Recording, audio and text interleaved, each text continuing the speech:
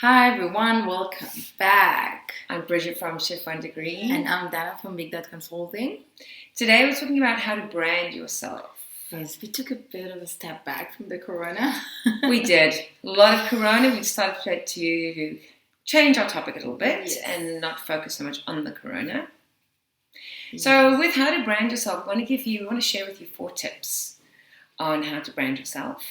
The first one is to define your target market. So who is the bullseye? Who are you aiming your product or your services to?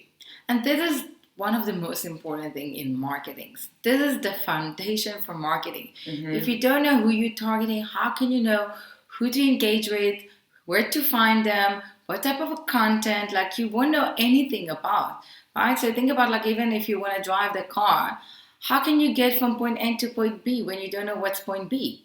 But what is very interesting, really interesting to me, is how many people will say, everybody is my target market. You cannot be everything to everyone. Weird. And so many people say that. I know. That for me, all that means is the person is saying to you, they have no idea. Because if they knew, every product or service is for a certain type of person. It's never for everybody and anybody. Never, never, never. So I do have actually 2 videos about it. I'm going to put below the link, how to define your target audience. And I've got a video that you cannot be everything to everyone, because that's the problem. You do need to niche yourself. Yep. It doesn't work that you cannot, and I'll give it from a different example. Even if now I want to come with an hygienic message, I won't say the same thing to procurement managers or to a health manager. It's not the same message. And we need to remind yourself, as a small business owner and entrepreneurs, you are a one person. You are not those big companies that have got a big team of marketing that can tailor the different messages and work on each and every segment. You're not. Find your tribe. So you need to find your tribe. And I also like to remind people, even look at Coca-Cola. Coca-Cola started with one target audience, people that wanted Coca-Cola. In time, because they became bigger and bigger, they've got more brands. So they've got the Coke Zero for people who don't want sugar. They've got the Coke Life for the people who want that. Sprite, so they're even they niche themselves. But they're big companies, so they can niche themselves to so many different niches. But you cannot. Niche, so define your target audience, because that's going to help you make sure that you know that you're in the right direction. So do it. Point number 2 is your SWOT analysis. Your strength, your weakness, opportunities, and your threats. Yeah, it's going to teach you about yourself, because when you start a business, you need to make sure, and especially when you're trying to build yourself as a brand, you want to know what exactly are your key strengths. Also, in line with this, if you're sitting, and I think a lot of people do battle with this, if you're sitting in a space of going, I don't know what I'm good at, I don't know what my strengths are, I don't know what my weaknesses are, you can always ask a friend or a client or somebody who knows you. I would do them both, actually. I would write what I think, and I will let other people to write about me. Because you'd be amazed at how many people say the same thing about you.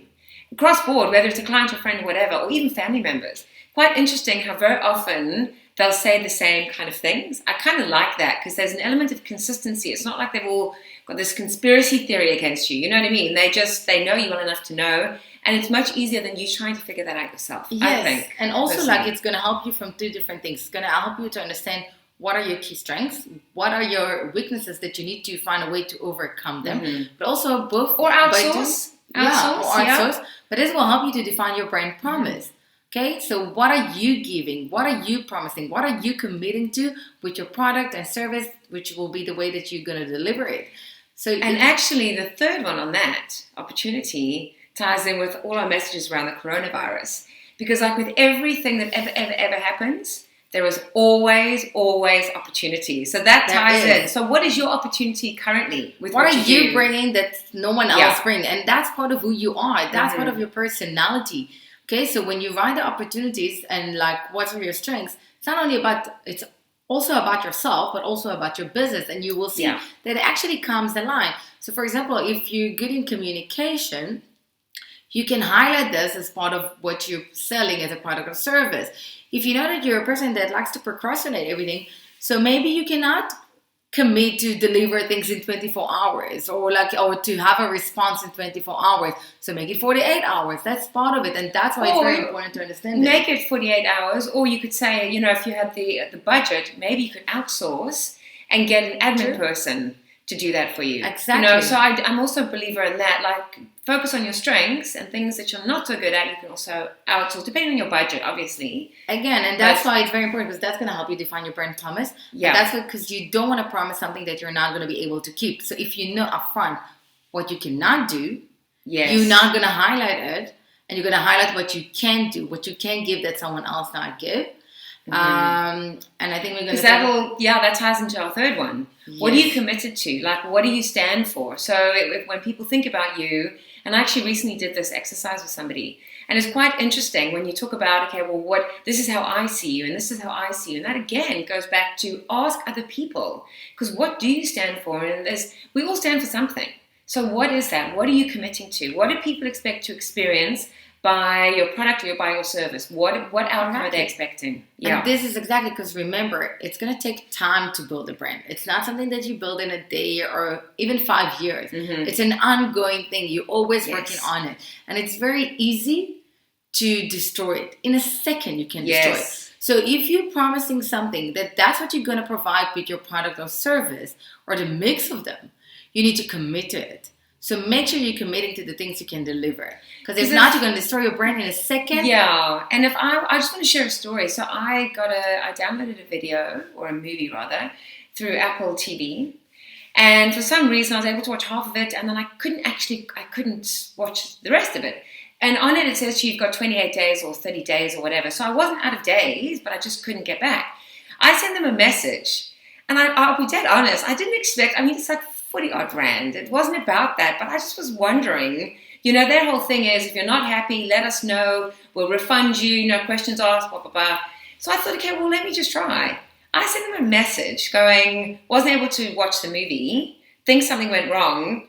They reversed and they refunded me. I know that sounds like a crazy example, but I would expect that from Apple. And I got that. And if they would have not done it, you would be so upset, and you will go and share with other people and how their service wasn't that good. So you're going to make other people to think as well about Apple the same thing. And that's part of it, and it doesn't matter. And when you think about it, like, branding is all about perception.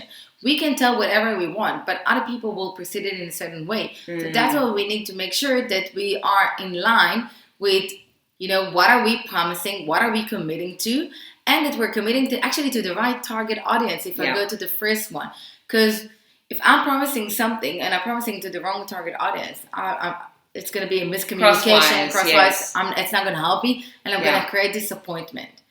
And I'm actually going to link it to the last one, which is actually being part of it and just tell your story. And when I say tell your story, and I also have a video about that, because I realize that a lot of people sometimes are afraid and not sure if it's the right thing to share their life story. But I say, like, if you are mentally ready to share your story, why you are who you are, and why you got to your business the way you are. Yeah, make sure you're not sharing your story because you're still in the pain of your story, and they are sharing your story and you're breaking down and having a bit of a crisis yourself because you actually haven't processed it.